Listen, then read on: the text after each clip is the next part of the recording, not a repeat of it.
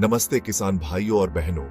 आज हम nitrogen cycle को आसान भाषा में समझेंगे, जो मिट्टी की उर्वरता बनाए रखने और पौधों की ग्रोथ के लिए बहुत जरूरी है।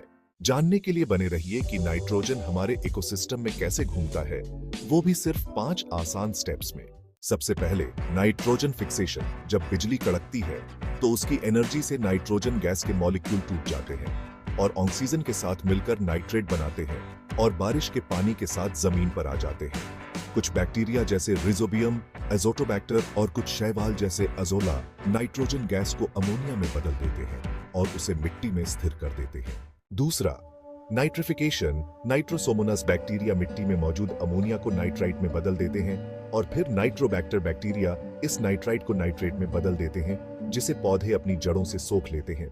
तीसरा स्टेप है एसिमिलेशन। यह नाइट्रोजन साइकिल का एक बहुत ही महत्वपूर्ण हिस्सा है।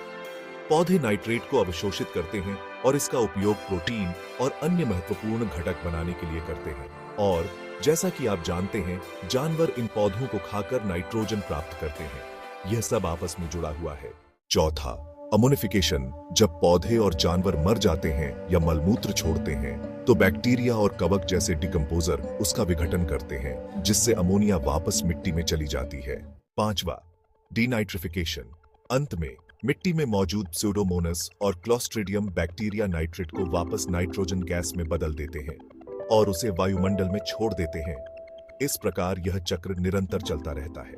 इस तरह नाइट्रोजन साइकिल यह सुनिश्चित करता है कि नाइट्रोजन का लगातार पुनर्चक्रण होता रहे, जिससे हमारी मिट्टी स्वस्थ रहे और पौधे फलते फूलते रहे। अगर आपको यह जानकारी उपयोगी लगी हो तो लाइक, शेयर और सब्सक्राइब करना न भूलें और ऐसी ही खेती बाड़ी की जानकारी के लिए जुड़े रहिए।